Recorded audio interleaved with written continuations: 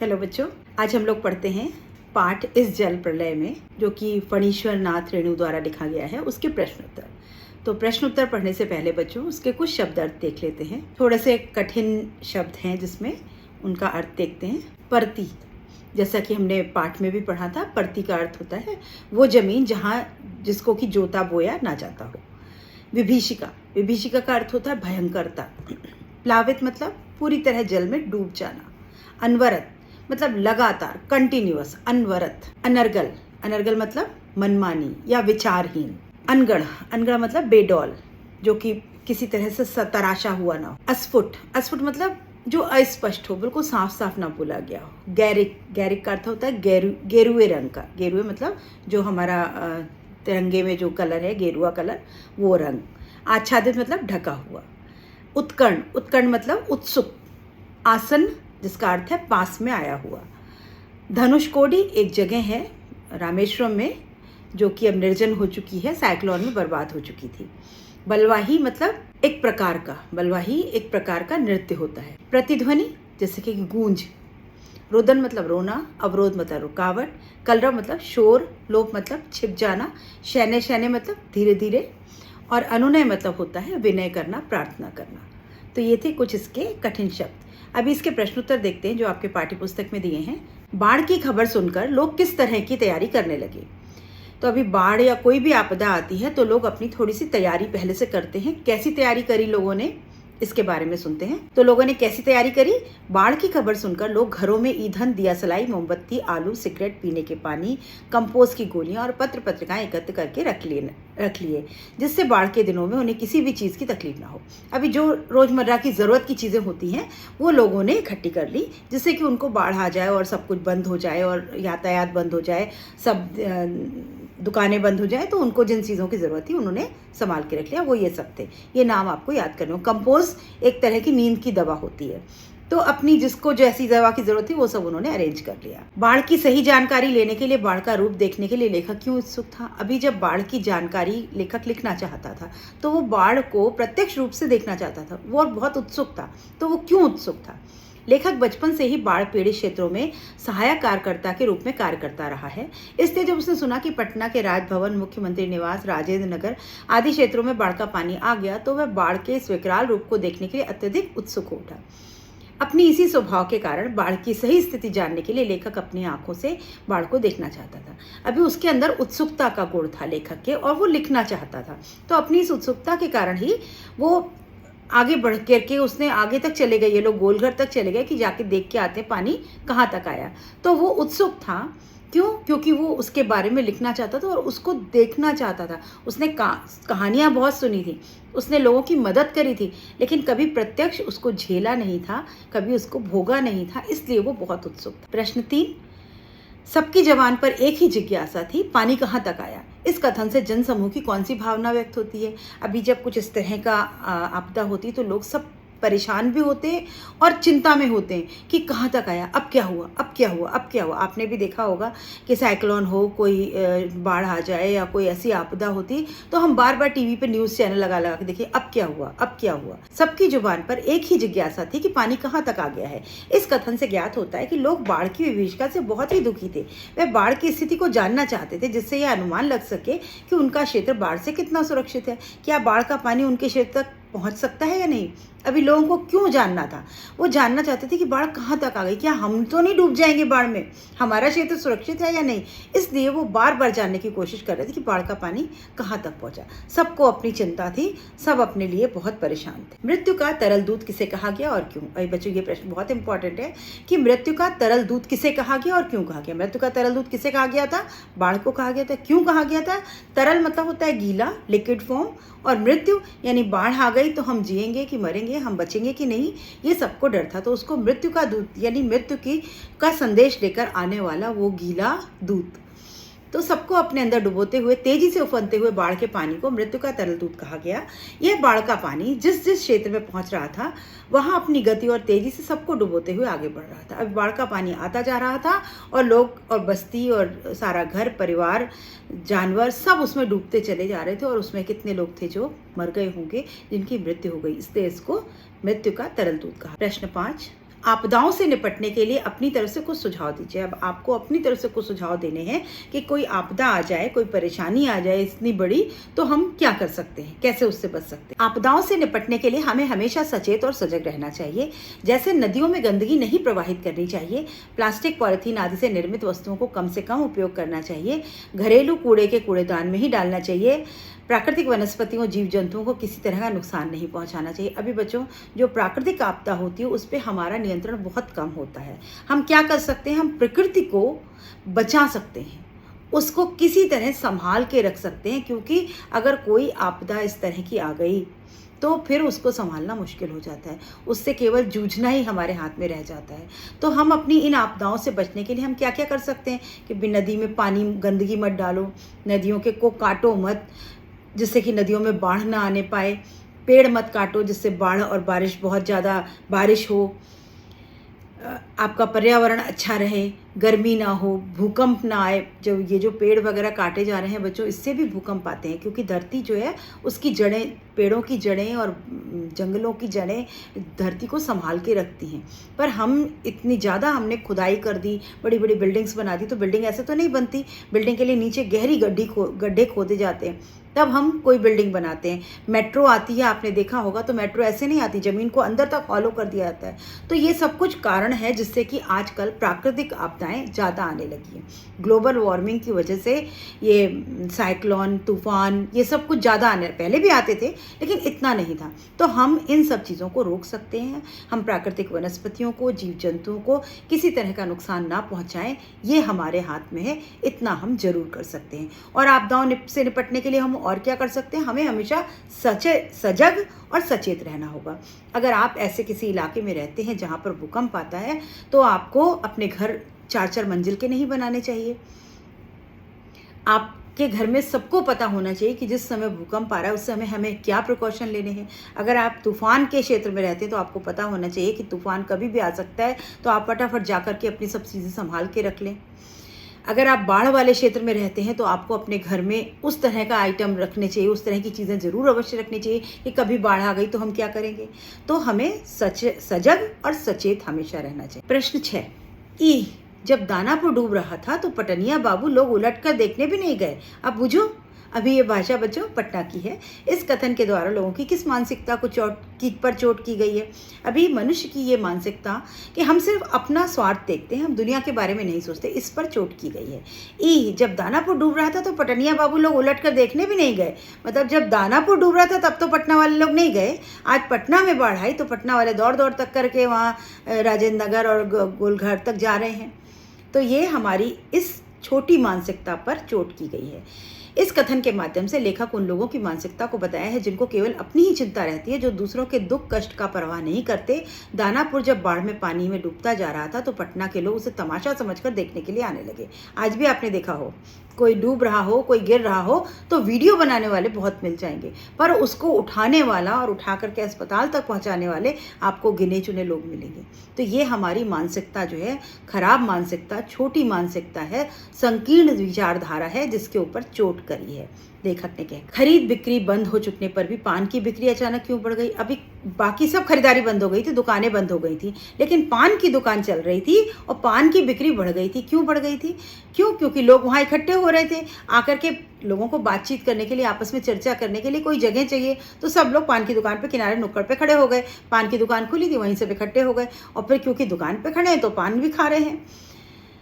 खरीद बिक्री बंद हो चुकने पर भी पान की बिक्री में अचानक वृद्धि हो गई, क्योंकि लोग पान की दुकान पर लगे रेडियो से आकाशवाणी पटना द्वारा प्रसारित बाढ़ से संबंधित समाचारों को सुनने जाते थे। अभी बच्चों, ये जिस समय की बात है, उस समय रेडियो हर घर में नहीं था, मोबाइल नहीं थे, तो रेडियो, पान की दुकान पे रेडियो बजा करते थे, तो लोग अक्सर मैच, क्रिकेट की कमेंट्री सुनने या इस तरह की कोई खबर सुनने लोग वहाँ जाया करते थे। तो लोग समाचार सुनने के लिए वहाँ इकट्ठे हो रहे थे, और क्योंकि सुनते थे तो सुनते हुए पान भी खा लेते थे, जिससे पान की बिक्री बढ़ गई थी। जब लेखक को यह एहसास हुआ कि उसके इलाके में भी पानी घुसने की संभावना है, तो उसने क्या क्या प्रबंध किए। अब लेखक को डर लग गया और ये समझ में आ गया कि अब तो यहाँ तक आ गया तो अब बस मेरे इलाके में आने वाला है। तब उसने क्या क्या इंतजाम किए। जब लेखक को यह एहसास हुआ कि बाढ़ का पानी उसके क्षेत्र या उसके इलाके में भी घुस सकता है, तो वो अपनी पत्नी से पूछता है कि गैस की क्या स्थिति है। तो लेखक ने अपनी पत्नी से पूछा, गैस वैस है कि नहीं है। पत्नी के उत्तर से लगता है कि फिलहाल अभी काम चल जाएगा। वह घर में खाद्य सामग्री, पढ़ने के लिए पत्रिकाओं, दवा, पीने के पानी इत्यादि चीज़ों का प्रबंध भी कर लेता है। तो उसको समझ में आ गया कि गैस तो है, पत्नी ने बोला चल जाएगा काम। तो सोचा अच्छा और सामान, पत्रिकाएं ले आए, थोड़ा मन बहलाने के लिए दवा वगैरह ले आए, पीने के पानी का इंतजाम कर ले। ऐसी ज़रूरी चीज़ों का प्रबंध उसने किया अपने घर में। बाढ़ पीड़ित क्षेत्र में कौन कौन सी बीमारियों के फैलने की आशंका रहती है? अभी जब जो बाढ़ पीड़ित होते हैं, मतलब बाढ़ जब आई और आकर के चली गई, खत्म हो गया, उसके बाद बहुत सी बीमारियां हमारे बाढ़ वाले इलाकों में हो जाती हैं। तो वहाँ कौन कौन सी बीमारियां फैलने की आशंका होती है, ये जरूर याद करिएगा, ये इंपॉर्टेंट प्रश्न है। बाढ़ पीड़ित क्षेत्र में बुखार, प्लेग, हैजा, मलेरिया इत्यादि बीमारियों के फैलने की आशंका होती है। ये सब बीमारियां पानी से फैलती हैं। पानी जमा होने से मच्छर हो जाते हैं, मच्छरों से फैलने वाली बीमारियां हैं। तो गंदे पानी से और पानी में जो कीटाणु हैं, मच्छर हैं, उनसे पैदा होने वाली बीमारियां कौन कौन सी हैं? बुखार, प्लेग जो चूहों से होता है, बाढ़ में सब अनाज इधर उधर बिखर जाता है, पानी इकट्ठा हो जाता है, सीलन हो जाती है, तो चूहे हो जाते हैं, उनसे प्लेग हो जाता है। हैजा जो गंदे पानी से होता है, मलेरिया जो मच्छर के काटने से होता है। तो ये 2-3 नाम आपको याद रखने होंगे। इनके फैलने की आशंका होती, खतरा होता है। प्रश्न 10, नौजवान के पानी में उतरते ही कुत्ता भी पानी में कूद गया। दोनों ने किन भावनाओं के वशीभूत होकर ऐसा किया होगा? अभी जब नौजवान पानी में उतरने लगा तो कुत्ता भी कूद गया। तो आपको क्या लगता है कौन सी भावना थी? ये प्रेम की भावना थी, ये दोस्ती की भावना थी, ये अपने स्वामी के लिए प्रेम की भावना थी। कुत्ता या जानवर अपने मालिक को बहुत अधिक प्यार करते हैं। मनुष्य मनुष्य को छोड़ देता है, अपने घर के अपने अपनों को छोड़ देता है, लेकिन एक जानवर जो है वो अपने मालिक से बराबर वफादारी निभाता है। ये उस भावना की बात है। उत्तर देखिए, जब डॉक्टर साहब ने नौजवान के साथ कुत्ते को ले जाने से मना कर दिया तो नौजवान यह कहकर नाव से उतर गया कि अगर कुत्ता नहीं जाएगा तो मैं भी नहीं जाऊंगा। उसके पीछे पीछे कुत्ता भी पानी में कूद गया। इस बात से यह ज्ञात होता है कि दोनों में एक दूसरे के प्रति असीम स्नेह था। यह बात प्रकृति में विद्यमान जीव जंतुओं के प्रति प्रेम की भावना को दर्शाता है। कुत्ता और नौजवान प्रेम के वशीभूत होकर ऐसा कर रहे होंगे। तो दोनों में इतना प्रेम था कि जब उन नौजवान को नाव में ले जाने के लिए मना कर दिया गया तो नौजवान उतरा तो पीछे पीछे कुत्ता भी उतर गया। मनुष्य होता, उसका कोई दोस्त हो, कहता ठीक है तू उतर रहा है तो मैं क्यों, मेरे लिए तो जगह है, मैं तो चला जाता हूँ। लेकिन जानवर ऐसा नहीं करता। तो ये प्रेम की भावना। अंत की कुछ पंक्तियां थी, अच्छा है कुछ भी नहीं है, कलम थी वह भी चोरी चली गई, अच्छा है मेरे पास नहीं है, कुछ भी नहीं है मेरे पास। मूवी, कैमरा, टेप रिकॉर्डर आदि की तीव्र उत्कंठा होते हुए भी लेखक ने अंत में उपयुक्त कथन क्यों कहा? अभी लेखक के मन में बहुत तीखी उत्सुकता थी, उत्कंठा थी जानने की, लिखने की, बाढ़ के बारे में जानने की। लेकिन बाद में उसने क्या किया कि मेरे पास अच्छा हुआ कुछ नहीं है, ना मेरे पास कैमरा है, ना टेप रिकॉर्ड है, और अच्छा हुआ कि मेरा पेन भी चोरी हो गया। तो ऐसा उसने क्यों कहा होगा? उत्तर देखिए, अच्छा है कुछ भी नहीं, कलम थी वह भी चोरी चली गई, अच्छा है कुछ भी नहीं है मेरे पास। इस कथन को कहने से पूर्व लेखक ये सोचता है कि काश हमारे पास कैमरा और टेप रिकॉर्ड होता तो मैं जल प्रलय के दृश्य श्रव्य माध्यम द्वारा स्मृतियों में सुरक्षित रखता।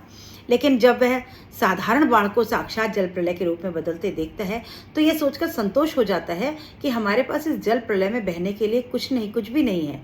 इस तरह से इस कथन के माध्यम से लेखक अपने अंदर की हताशा और पीड़ा को व्यक्त कर रहा है। अब यहाँ वो पीड़ा थी जिसकी वजह से उसने ऐसा कहा। एक साधारण बाढ़ आती है, आई, थोड़ा सा पानी हुआ, थोड़ा बहुत नुकसान हुआ, चली गई, तब तक तो आदमी सहन लेता है। लेकिन जब ऐसी कोई विभत्स, कोई ऐसी विभीषिका आ जाती है हमारे सामने तो उसकी स्मृतियों को आदमी संजो के नहीं रखना चाहता। कोई बुरी बात, कोई ऐसी बुरी घटना अगर हो जाए तो हम उसकी यादों को संभालता नहीं चाहते, हम उन यादों को छोड़ देना चाहते हैं। इसीलिए यहाँ बाढ़, इतना विभीषिका आ गई थी बाढ़ की, इतना बड़ा भयंकर बाढ़ आ रही थी कि लेखक उस समय बहुत हताश और निराश हो गया था। इसीलिए वो नहीं चाहता था कि वो कुछ भी इसका नोट करे या लिखे या उसकी फ़ोटो खींच के रखे। इसीलिए उसने ये बात कही। उसके मन में एक दर्द था, एक पीड़ा थी, इसीलिए उसने कहा कि अच्छा है मेरे पास कुछ भी नहीं। आपने भी देखा होगा कि मीडिया द्वारा प्रस्तुत की गई घटनाएं एक बार समस्या बन जाती हैं। ऐसे किसी घटना का उल्लेख कीजिए। अभी मीडिया कभी कभी कुछ घटनाएं ऐसी दिखा देती है कि उससे और परेशानियां बढ़ जाती हैं। आप किसी ऐसी घटना का उल्लेख करें। अब यहाँ उत्तर देखिए, मीडिया द्वारा अच्छी तरह से जांचे परखे बिना प्रस्तुत की गई घटनाएं समस्या का रूप ले लेती हैं। इस समय समस्त संचार माध्यम प्रसारित कर रहे हैं कि भारत देश का एक निर्दोष व्यक्ति गलती से सीमा पार कर पाकिस्तान देश में घुस गया, जिसे वहां की मीडिया आतंकवादी मानकर फांसी सजा देने की मांग कर रही है। मीडिया इस बात को जानने का प्रयास नहीं करती कि भारत का व्यक्ति किस कारण पाकिस्तान से की सीमा में आया और कैसे आया।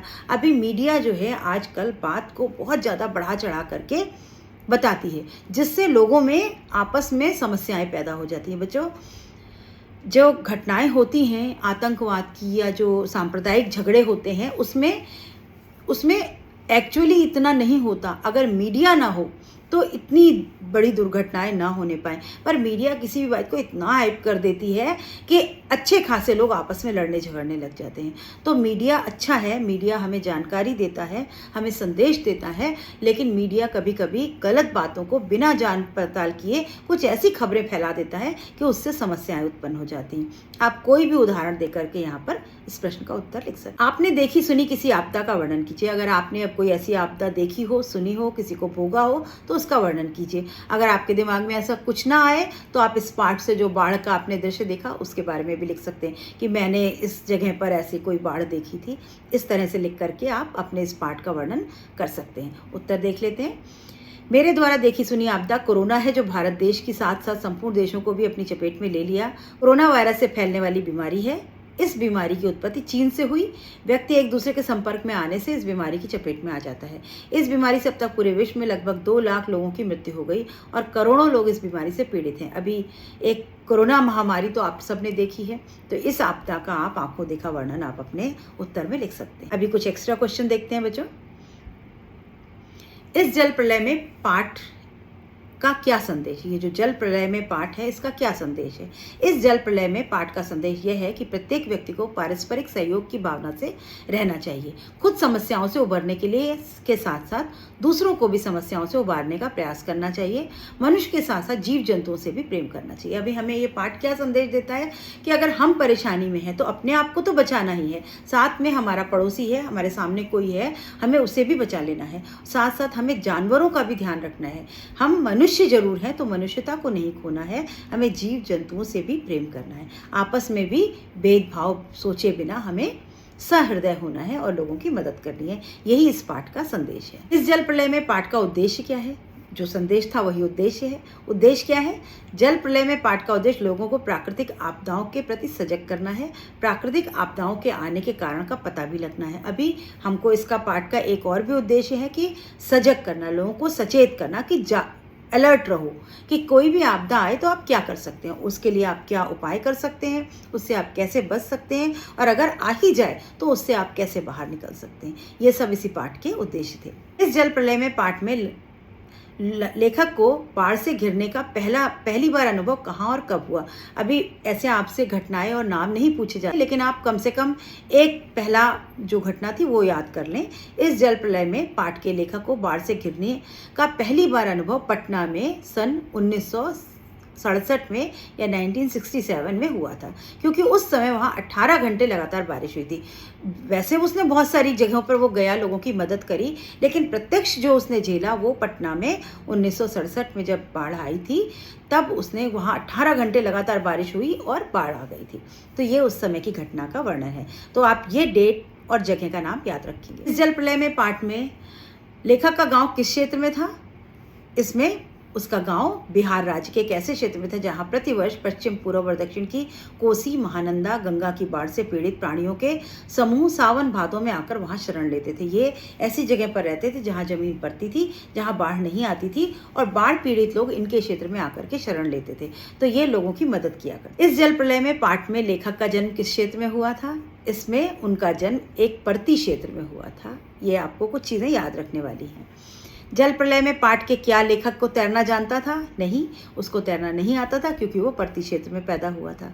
इस जल प्रलय में पाठ में लेखक 10 वर्ष की उम्र से पिछले साल तक किस रूप में कार्य करता रहा? वो 10 वर्षों से पिछले साल तक बॉय स्काउट, स्वयं सेवक, राजनीतिक कार्यकर्ता अथवा रिलीफ वर्कर की हैसियत से बाढ़ पीड़ित क्षेत्रों में काम करता था। उन्होंने 4-5 तरीके के काम किए।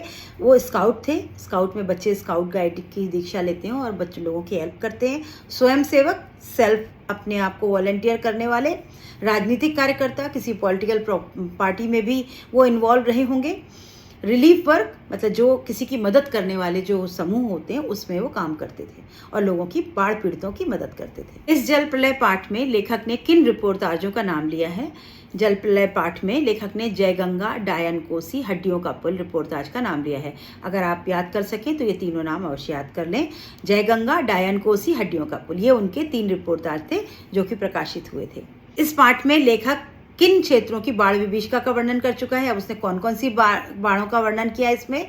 तो पाठ में पटना और उसके आसपास के क्षेत्रों में आई प्रलयंकरकारी बाढ़ की विभीषिका का वर्णन किया है। अभी आसपास के क्षेत्रों का वर्णन किया है। अभी नाम अगर आपको याद है तो ठीक है, नहीं याद है तो भी आप लिख सकते हैं। इस जल प्रलय पाठ में राजेंद्र नगर के चौराहे पर मैगजीन की दुकानें खुली देखते ही लेखक के मन में क्या विचार आया? अभी लेखक ने क्या सोचा मैगजीन की दुकान देख करके?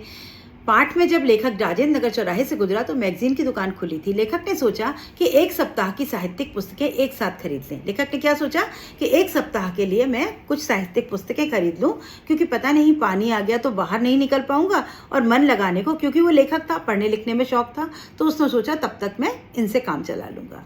इस जल प्रलय पाठ में लेखक ने छत से देखकर क्या सोचा? विभीषिका को देख करके यह सोचा कि यदि मेरे पास मूवी कैमरा होता तो मैं इस दृश्य को रिकॉर्ड करके एक छोटी सी फिल्म बना लेता। जब वो छत पे खड़ा होकर के बाढ़ के दृश्य का आनंद ले रहा था तो उसको लगा काश मेरे पास मूवी कैमरा होता तो मैं रिकॉर्ड कर लेता और एक छोटी सी फिल्म बना लेता। इसकी साहित्यिक विधा क्या है? ये जो पाठ आप पढ़ रहे हैं कौन सी साहित्यिक विधा में लिखा गया है? यह एक रिपोर्टाज है। ये जो आप पढ़ रहे हैं ये भी एक रिपोर्ट है। जैसे कहीं की देखे वाले आंखों देखे हाल की रिपोर्ट लिखी जाती है, वैसा ही ये एक रिपोर्ट है। बच्चों, यहाँ पर हमारे पाठ्य पुस्तक के प्रश्न उत्तर और कुछ एक्स्ट्रा जो इम्पोर्टेंट क्वेश्चंस हैं वो हमारे समाप्त होते हैं, और मैं उम्मीद करती हूँ कि आपको पाठ भी अच्छी तरह समझ में आ गया होगा और प्रश्न उत्तर भी आ गए होंगे। अब आप अपनी भाषा में पॉइंट बना करके किसी भी प्रश्न का उत्तर दे सकते हैं। मिलते हैं नेक्स्ट वीडियो में किसी और पाठ के साथ। तब तक आप मेरे चैनल को लाइक, शेयर, सब्सक्राइब करिए, कमेंट लिखिए और वीडियो को देखिए, पूरा देखिए और अपनी पढ़ाई बहुत अच्छी तरह करिए। God bless you.